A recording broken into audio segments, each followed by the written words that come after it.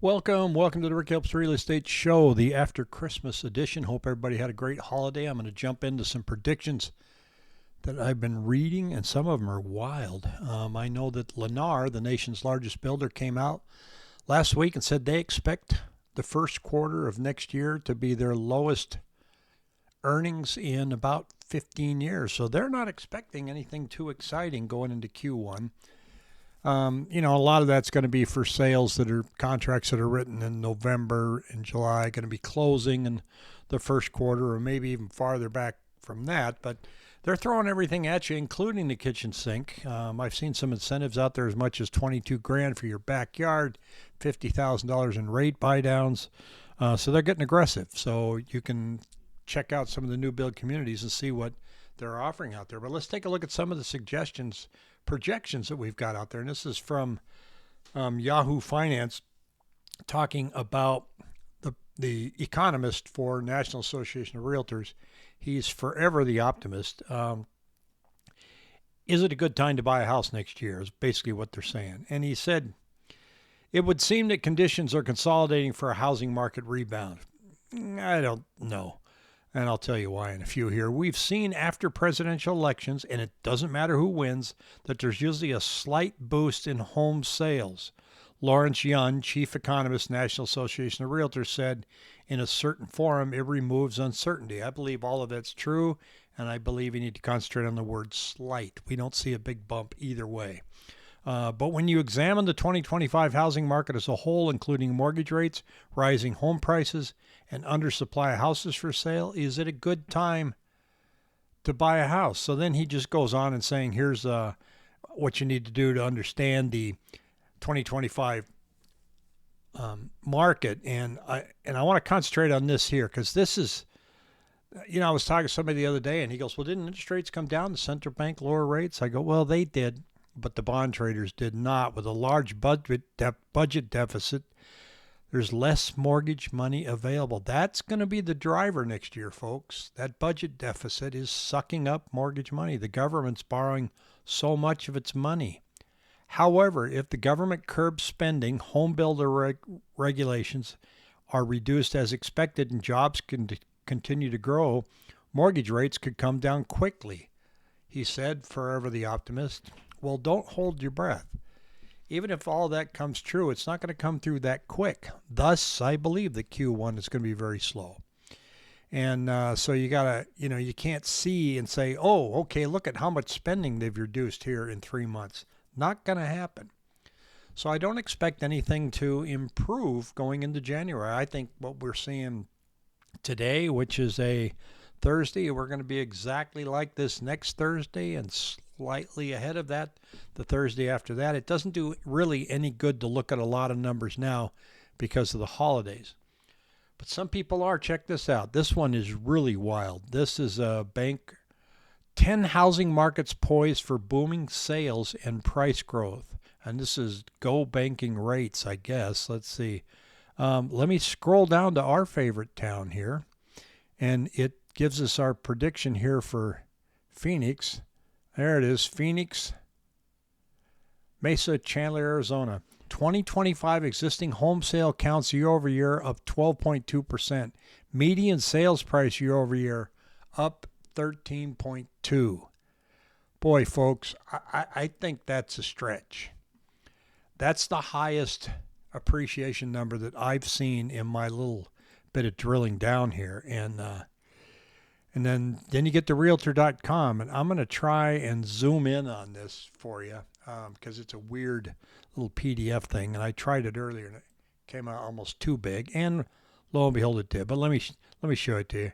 Here we are, Phoenix, Mesa, Chandler. We can ignore these first two numbers and just concentrate on the last two. Here it is again, 13.2% and 25% improvement over 2017 to 2019. Those are in prices. So again, there's a lot of optimism there. I think Zillow's only got us nationally at like 4.3, and the rest of them were hanging around the fours. The projections for interest rates from everything that I've read have been pretty steady. There's a lot of agreement there that rates are not really going to go down below 6. And you can see here with the 10-year Treasury yield, and that's why. This is what drives 30-year mortgage rates is the 10-year. And you can see that it's going up, not down. And again, it's all tied to debt. And you can see here, this chart here shows 30-year fixed mortgage rates. And you can see where they're at. Right there at 7.04. So we've had this big run up. We started getting optimistic, and then boom, up they went again. Now, if we look at some of our data that we have here, here's pending listings. And the thing to look at that is it's always slow now because it's Christmas. So let's kind of use this period right here prior to the holidays as our benchmark. And I'll draw a line here and compare it and see where we are relative to most years. And you can see that we're down at about the fall off of 2006, 2018, 2014. So we are on the lower end of homes that are going under contract. That's very important because as you get into the new year, you have to ask yourself, well, what's going to make that change? It's affordability and interest rates. There's not enough time for home prices to come down to lower them in January and February because everybody's going to be optimistic, just like Lawrence Yun was, saying, it's a new year, here we go. The new president may change a lot of things. And so there's going to be this wave of optimism that I think is going to spike listings up. But I don't see the sales following them because of that chart that I showed you. Pending listings, they'll go up a little bit. They're not going to go up by much. And I'm not preaching doom and gloom here. I'm just saying, based on what I see now, today, don't expect a hot Q1. And stick with me in these videos because I'm going to share the numbers that I'm sharing with you today so that we can watch it together and say, okay, is any of that starting to come true? In other words, let's take a look at active listings here. I compared it to 2014 because we kind of been mirroring 2014 a little bit. Today we're at 20,559 listings. Actually, that's where we ended the week last week. Still 4,000 homes below 2014, higher by about 2,000 homes in 2022, and higher by about 5,000 homes in 2023. I can't talk. So where do I expect it to come in? Well, if we get the uptick in January that we usually do, those numbers of listings kind of tend to peak in February and March, as you can see here. I think we're going to be hanging right about 26,000 because I'm seeing a gap between the number of new contracts and the number of new listings coming up. We're in positive territory this week by about 400 homes. In other words, 400 more contracts and new listings because you didn't put your home on the market for Christmas, right? So that's going to change in a couple weeks. It's going to snap and away we go. But then I think we'll start climbing up. We'll start having a bigger gaps between contracts and new listings, and it's going to continue to grow as we go forward for the rest of the year. And it's going to start showing up in the numbers, and this is foreclosures here, and there's nothing earth-shattering going on there. You can see here, this is pending foreclosures at 1,156, and the majority of these never get liquidated by the banks. They get bought up by investors. This brown line here was 2020. We had 1,817. Today we're at 1,156. Last year, 889. So there's nothing climbing there. And what's really driving us now is the velocity of money, M2. This is how much money is in our economy and how fast that dollar's going from you to the store, how fast it's circulating. $1. And you can see that it fell off the map here when we shut everything down during the pandemic, and then it started climbing like crazy, the velocity. The interesting thing is it's not slowing down. And so when you hear people saying the economy is doing very well, as far as how fast money is changing hands and spending, that's still humming along pretty good. And that is one of the things that the central bank is looking at and saying it's still pretty healthy out there, so we may not be able to have 4 more rate cuts going into 2025. We have to see if that changes.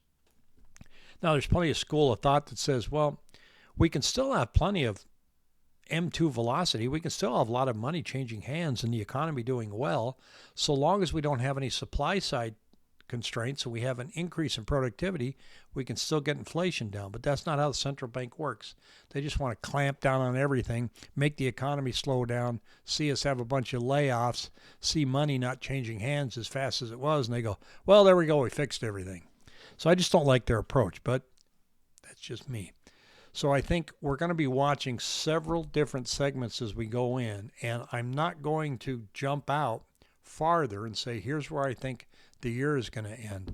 I want you to watch with me as we look at these numbers and say, okay, is the gap between new listings and new contracts growing or shrinking going into the year? That's going to tell you what kind of spring market you're going to have. We're going to look at price reductions. Are they increasing?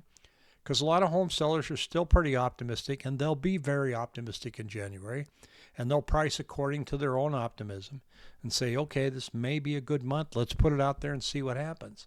Then we have to look and say, okay, if they didn't get their price, are they lowering their price because they really want to move the home, or are they just testing the market? And then we're going to see an increase in cancellations. I came, I saw, I went. Tried to sell the house, didn't work. Oh, well, we'll just stay here. I suspect we're going to see a lot of that. And then in the end of March, we'll see a lot of expirations. We won't see a ton of expirations coming into January 1st because there's just not a lot of listings out there today. People don't tend to let their listings expire on December 31st, but we'll see. I could be wrong. So we want to watch those numbers and see if we're seeing any kind of trend coming in, and I'll keep you updated. I plan to up my game in 2025, have a lot more videos coming out for you, and a lot more tools for you to look at, and I hope it helps. If you have any questions at all, shoot me an email at rick@rickhelps.com. Take care. Hope you had a great holiday.